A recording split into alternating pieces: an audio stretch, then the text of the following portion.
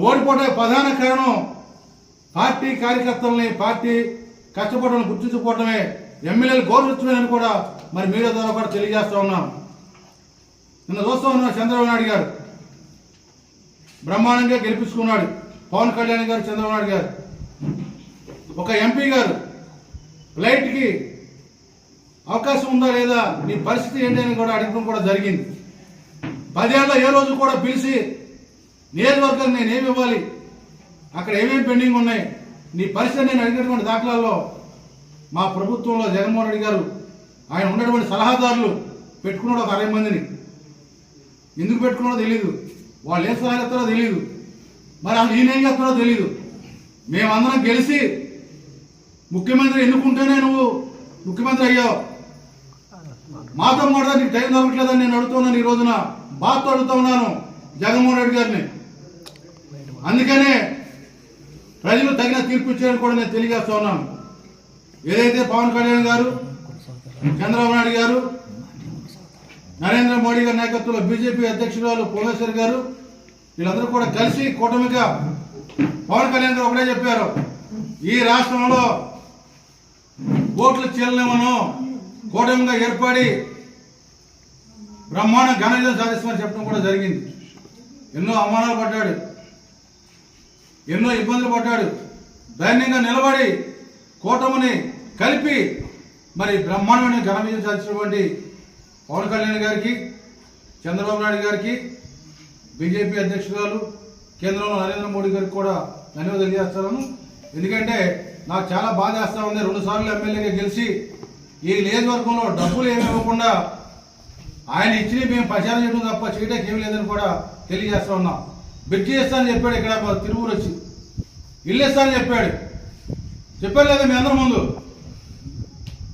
ఎక్కడ ఇవాళ మున్సిపాలిటీ బాగా దరిద్రంగా ఉంది, మున్సిపాలిటీలో డ్రైనేజ్ అడిగాను నేను, డ్రైనేజీకి ఇవాళ ఎస్టీ ఏరియాలో రోడ్లు పోవడంగా ఉన్నాయి, అవి అడిగాను ఇవాళ.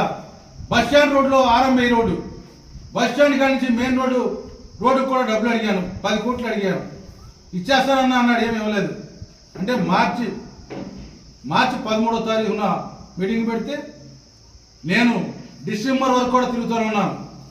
నా నిధులన్నా, నా ఎలక్షన్ వస్తుందన్నా, మరి మీరు ఇచ్చిన హామీలు నెరవేర్చమని ఎక్కడ కూడా ఏం చేయలేదు. అదేవిధంగా నేను ఒకటే చెప్పాను ఆ రోజున, బ్రిడ్జి గారికి కట్టకపోతే నేను ఓటాగనని చెప్పాను. నేను అదే మాట మీద బ్రిడ్జి కట్టలేకపోయాను, పోటీ చేయడం మానేశాను, ఓటాడటం కూడా మానేశాను. నేను అన్న మాట కట్టుబడి ఉన్నాను ఎక్కడైనా సరే. ఆంధ్రప్రదేశ్ వైఎస్ఆర్సీపీ విముక్తి ఆంధ్రప్రదేశ్ అయినందుకు ఈ ఆంధ్ర రాష్ట్ర ప్రజలందరికీ కూడా శిరస వంచి నమస్కారాలు తెలియజేసుకున్నాను. ఈరోజు ఏ నిండు గౌరవ సభలో మహిళని అవమానపరిచినటువంటి జగన్మోహన్ రెడ్డి అంతానికి అదే మహిళ పంతం పట్టి నిన్నింటికి పంపించాలని మహిళ కంకణం కట్టుకుందనంటే, ఎక్కడైతే మహిళని గౌరవిస్తారో అక్కడ పూజింపబడతారు. కానీ నువ్వు గౌరవ సభను కూడా అగౌరవపరిచి నీ అహంకారానికి నిదర్శనం పట్టినప్పుడే నీ పతనం స్టార్ట్ అయింది ఆ రోజే. కాబట్టి ఈరోజు వై నాట్ 175 అనడం కాదు, ఈరోజు ఇంటికల్లే పరిస్థితి తీసుకొచ్చుకున్నావంటే నీ దుస్థితి, నీ పాలన, నీ నోరు ఏదైతే మూసీ నదిలో కొట్టుకుపోయినటువంటి జగన్మోహన్ రెడ్డి అండ్ కో విర్రవీగారో, రోజాతో సహా కొడాలి నాని, అంబటి రాంబాబు, ప్రతి ఒక్కరికి మీ అంతంగా మీరు మా మీద యుద్ధం ప్రకటించడం కాదు, ఈ యుద్ధాన్ని మేం ప్రారంభించి యుద్ధం అంటే ఏంటో నారా చంద్రబాబు హయాంలో మేము చూపిస్తాం.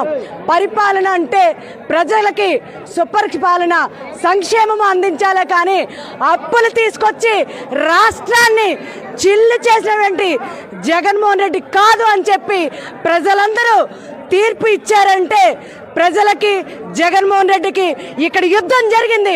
వై నాట్ 175 అని విర్రవీగిన జగన్మోహన్ రెడ్డికే ఈ చంద్రబాబు నాయుడు అనేటువంటి అభివృద్ధిని, సంక్షేమాన్ని కోరుకొని ఈరోజు ప్రజలు తీర్పు ఇచ్చారంటే, ఈరోజు అదే 1000 రెట్ల ఆనందాన్ని ఇస్తుంది. కాబట్టి ఈ ఆనందంతో కోలాటాలతో ఈరోజు మేము సంబరాలు చేసుకున్నాం. కాబట్టి ఈ సంబరాలను అంబరానటువంటి ఏపీ యొక్క ప్రజలందరికీ పేరు పేరున శిరస్సు వంచి నమస్కారాలు తెలియజేసుకున్నాను.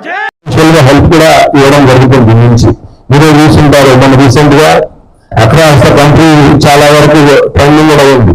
మన బ్రిటిష్ వచ్చినప్పుడు యూపీఎల్ ఇచ్చింది ఐపీఎల్ ఇచ్చింది 20 lakhs అండ్ మన ఆంధ్రప్రదేశ్ ఇచ్చి 15.6 lakhs అనేది చేశారు. సో ఈ విధంగా అంటే అదంటే అది అపరం ఉండొచ్చు, కానీ ప్రతి ఒక్కరికి కూడా ఈ యొక్క ఫైనాన్షియల్ హెల్ప్ ఇక్కడ జరుగుతుంది. ఈ ప్రాసెస్ లో without their support you can't do this.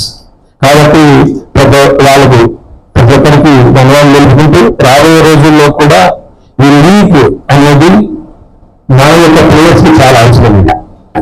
వీళ్ళు ఈ ప్లాట్ఫామ్ అంటే ఫ్లడ్ లైట్స్ అయితేనేమి అలానే సీనియర్స్ ప్లేయర్స్ తో ఇప్పుడు ఐపీఎల్ పని చేసిన వీళ్ళందరితో కూడా వాళ్ళు పార్టిసిపేట్ చేస్తూ వాళ్ళతో కలిసి దాదాపు చాలా రోజులు వాళ్ళతో కలిసి ఉంటారు. కాబట్టి ఆ డిసిప్లిన్ కానీ అలానే ఏ విధంగా మనం ఆ పర్టికులర్ గేమ్ లో ఎలా ఉండాలనే ఒక టిప్స్ కానీ ఒక సలహాలు కూడా వీళ్ళ నుంచి పొందడానికి ఒక అట్మాస్ఫియర్ క్రియేట్ కాబడుతుంది. ఈ విధంగా పిల్లలు ప్లేయర్స్ నెక్స్ట్ లెవెల్ వెళ్ళడానికి పంపించే ఒక లీగ్ ఇది. ఈ పర్టికులర్ లీగ్ ను ఈ రోజున ఈ కొత్త లోగోను లాంచ్ చేద్దామని కోరుకుంటున్నాను. Thank you. Now we're into the third, and as far as the April 3 season is concerned, we have seen a lot of interest during the auction also, and we have all rising stars and the legends. The few legends were already on the dais. Mr. P.S. Bharat is there, Mr. Nitesh Reddy is there, Mr. Vicky is there from Andhra. We are missing our Chennai star Rashid. I think he is not there today.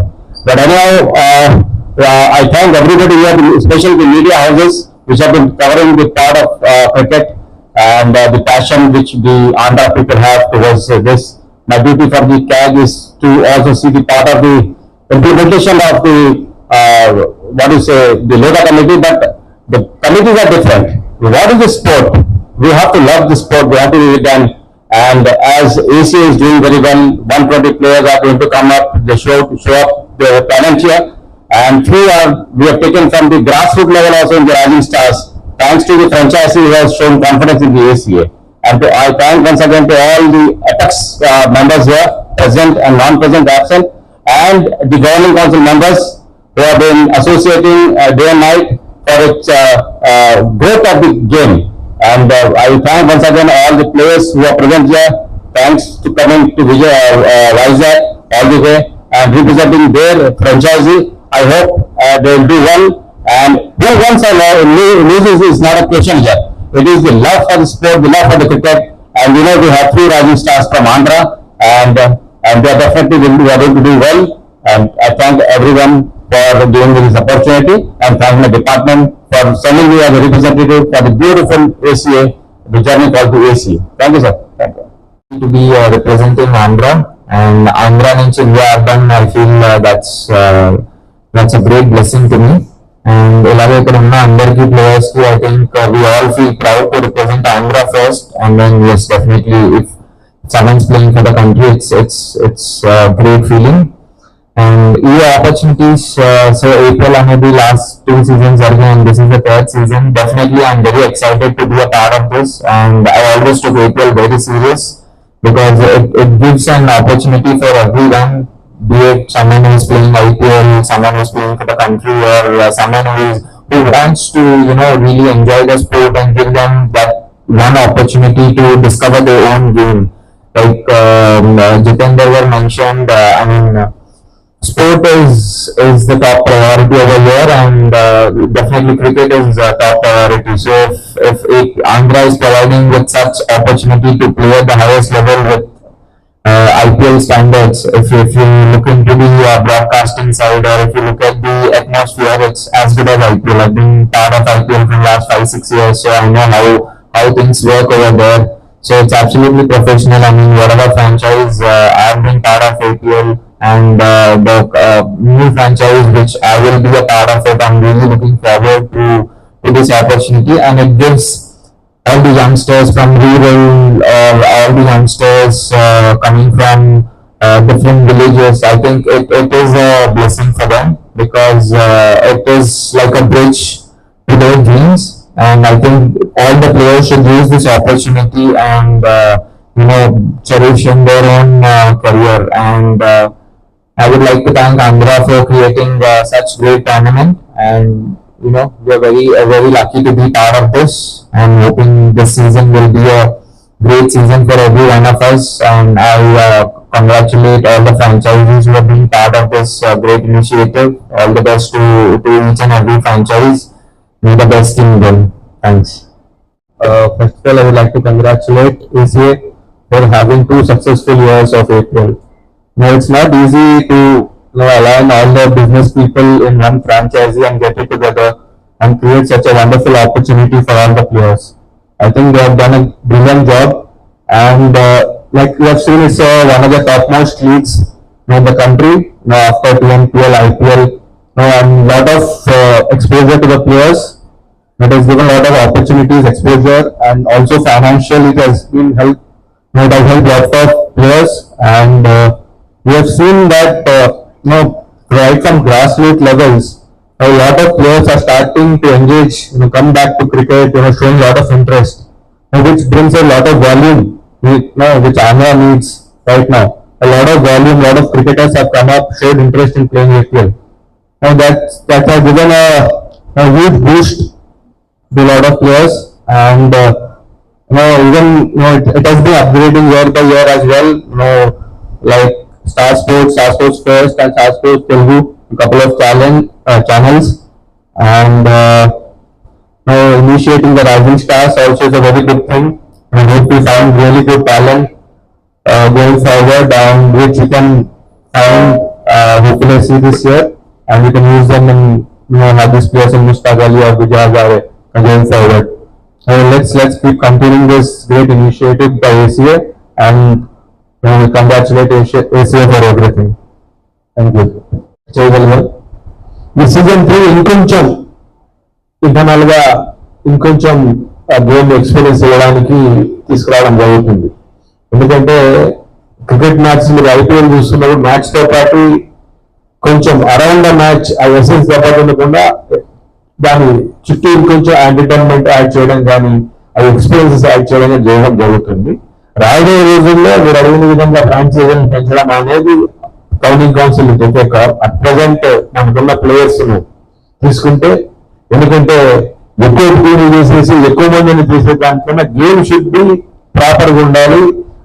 ఆ యొక్క ఏమంటాము ఆ game లో importance ఉంది, proper గా ఉండాలంటే తగినంత players, ఆ ఎఫిషియన్సీ ఉన్న ప్లేయర్స్ సరిపోతారు. కాబట్టి ఇప్పటికైతే ఆ టీంలోనే ఫ్యూచర్ దాన్ని బట్టి చూడడం జరుగుతుంది.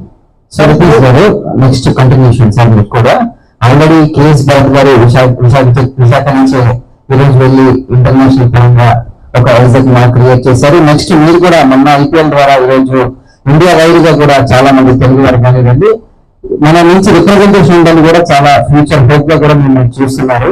ఈ ఏపీఎల్ లో ఎలాంటిగా ప్రూవ్ చేయబోతున్నారు? ఇద్దరు కలిసి ఏమన్నా విశాఖ నుంచి ఏమన్నా ఒక అకాడమీ పెట్టి ఇంకా ఫ్యూచర్ లో ఇంకా కొత్త జనరేషన్ ఏమన్నా తీసుకురాబోతున్నారా? ఇద్దరు కలిసి కేఎస్ భరత్ గారు మీరు కలిసి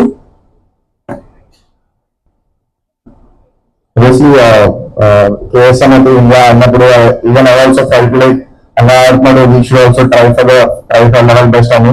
ఇప్పుడు నేనైనా ఐపీఎల్ ఆడినప్పుడు నా యంగ్స్టర్స్ లైక్ వీళ్ళు కూడా అనుకుంటారు నితీష్ శర్మ ఆడుతున్నాడు రైట్ అండ్ ఐపీఎల్ అని. So it's like competitive for every player. అలాంటి థాట్ వచ్చినప్పుడే ఆంధ్ర కూడా ఇంకా ముందుకు వెళ్తుంది, ఈవెన్ విశాఖపట్నం. సో అకాడమీ గురించి మేబీ ఫ్యూచర్ లో ఇప్పుడు గల్లీ క్రికెటర్స్ ఆర్ టాలెంటెడ్ క్రికెటర్స్ ని సెలెక్ట్ చేస్తున్నా ఉంటున్నారు కదండి, అంటే ఏ విధంగా వాళ్ళు సెలెక్ట్ చేస్తారు లేదా వాళ్ళు ఏ విధంగా మిమ్మల్ని అప్రోచ్ అవ్వాలి? ఈ ఏపీఎల్ కి ఎస్పెషల్లీ ఇప్పుడు ఆడదాం ఆంధ్ర అని మన రైజింగ్ స్టార్స్ అని అయ్యింది. సో మీరు అక్కడ చూడండి. భ్రమరాంబ అమ్మవారి దయతో ఈరోజు శబరమ్మ భారీ మెజార్టీతో ఇవాళ పార్లమెంట్ ఎన్నిక కావడం, ఆ మొక్కుబడి తీర్చుకునేదానికి ముఖ్యంగా ప్రజలను ఆనాడు 2019లో మాయమాటలు చెప్పి అధికారాన్ని తీసుకొని ఆంధ్రప్రదేశ్లో చిన్నాభిన్నం చేసినటువంటి జగన్మోహన్ రెడ్డి ప్రజలే బుద్ధి చెప్పారు. ఎవరైతే ఆందోళన ఎక్కించారో అన్నాడు నమ్మి ప్రజలే బుద్ధి చెప్పి ఈరోజు 11 సీట్లకు సిగ్గుండాలి, రాజకీయాన్ని నిర్మించుకోవాలి. 11 సీట్లకు కుదిచ్చి పారేశారు. ఆయన తండ్రి వైఎస్ రాజశేఖర రెడ్డి ఆయన దాదాపుగా ముఖ్యమంత్రిగా ఉన్నప్పుడు మరి ఈ రాష్ట్రానికి అంటే ఉమ్మడి రాష్ట్రానికి మంచి జరిగింది. ఈయన యాక్చువల్గా చాలామందికి తెలియని విషయం ఏమంటే తన కొడుకు స్వయాన కొడుకు జగన్మోహన్ రెడ్డిని నమ్మలేదు వైఎస్ రాజశేఖర్. ఈయన ఏమి తెచ్చి పెట్టాడో, ఏ రకంగా మరి చెడ్డ పేరు తెస్తాడో అని బెంగళూరులో పెట్టాడు. ఆయన బెంగళూరులో ఉన్నటువంటి వాడు యాక్సిడెంట్లో వెళ్ళిపోతే వెంటనే హైదరాబాద్కు వచ్చి ముఖ్యమంత్రి కావాలని సంతకాల సేకరణ చేయడం మొదలుపెట్టాడు. నమ్మకం లేదు కొడుకు మీదనే అన్నాడు. వైఎస్ రాజశేఖర రెడ్డికి ఈయనకు నక్కకు నాగలోకానికి ఉన్నంత తేడా ఉంది.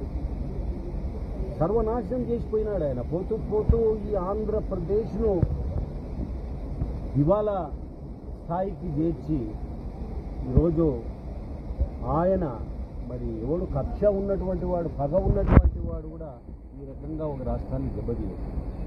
ఆయన దెబ్బతీశాడు.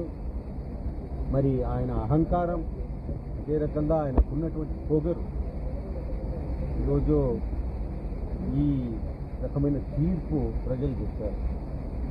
అన్నీ నాశనం చేశారు. ఇప్పుడు చూడండి, శ్రీశైలం అత్యంత పవిత్రమైనటువంటి స్థానం. ఈ శ్రీశైలంలో కూడాను అవినీతి, శ్రీశైలంలో కూడాను కుంభకోణాలు, చివరకు ప్రసాదములో చికెన్ కుక్కలు. సిగ్గులా ఇవే ఈయనను వెంటాడింది ఇవే.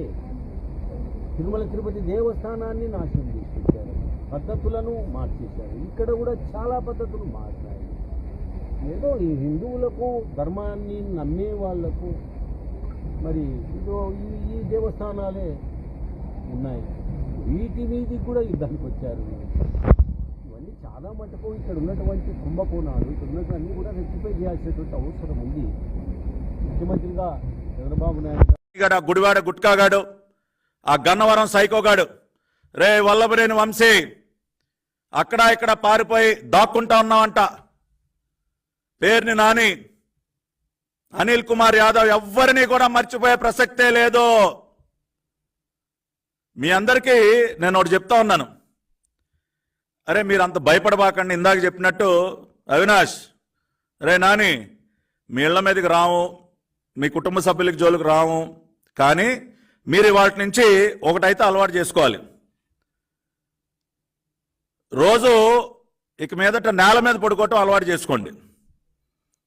మంచాల మీద, పరుపుల మీద పడుకోవటం మానేసేయండి. రోజు కూడా నేల మీద పడుకోవటం అలవాటు చేసుకోండి. అదేవిధంగా ఇంట్లో ఉన్నటువంటి వెస్ట్రన్ కమోడ్లు అవి మార్చి ఇండియన్ టాయిలెట్ పెట్టుకోండి. ఎందుకంటే అలవాటు చేసుకోవాలి, ఇండియన్ టాయిలెట్ అలవాటు చేసుకోవాలి. అంతేకాకుండా దొడ్డు బియ్యం, రోజు బిర్యానీలు పలావులు తినటం మానేసి దొడ్డు బియ్యం తినటం అలవాటు చేసుకోండి. అర్థమవుతుందా? అంతేకాకుండా రోజు నాన్ వెజిటేరియన్ కూడా మానేయాలరా మీరు అందరూ కూడా. రోజు నాన్ వెజ్ మానేయాలి. వారానికి ఒక రోజు, అది కూడా 200 గ్రాములు మాత్రమే తినటం అలవాటు చేసుకోండి. సెల్ ఫోన్లు మాట్లాడటం, నిమిషానికి ఒకసారి ఫోన్ మాట్లాడటం కూడా మానేసేయండి రా బాబు. ఎందుకంటే రేపు మీరు చేరబోయేది శ్రీకృష్ణ జన్మస్థానానికి. అక్కడ వారానికి 2 సార్లే ఫోన్ టోకెన్లు ఇస్తారు. కాబట్టి ఈ చేతిలో ఫోను, ఈ చేతిలో ఫోన్ పెట్టుకుని ఈ చెవిలో ఒక ఫోను, ఇవన్నీ మానేయండి రా బాబు. కుదరదు ఇవన్నీ. వారానికి 2 ఫోన్ టోకెన్లే మీకు ఇచ్చేది. 2 సార్లు మాత్రమే మీరు మాట్లాడగలిగేది. అంతేకాకుండా సాయంత్రం 6 గంటల తర్వాత ఏదో గదిలోకి వెళ్ళి మీకు మీరే తలుపేసేసుకోండి. ఎందుకంటే జైల్లో మీకు తెలుసు కదా, సాయంత్రం 6కి సెల్ లాకప్లో తాళం వేస్తే మళ్ళీ ఉదయం 6 గంటలకే మళ్ళీ తెరిసేది. కాబట్టి ఈ సైకో బ్యాచ్ మీరందరూ సాయంత్రం ఏదో గదిలోకి 6 అవగానే ఏదో గదిలోకి వెళ్ళి తాళం వేసుకుని ఉండటం అలవాటు చేసుకోండి. అంతేకాకుండా ఈ ఏసీలు గీసీలు ఇలాంటివన్నీ కూడా మొత్తం కట్ చేసుకోండి.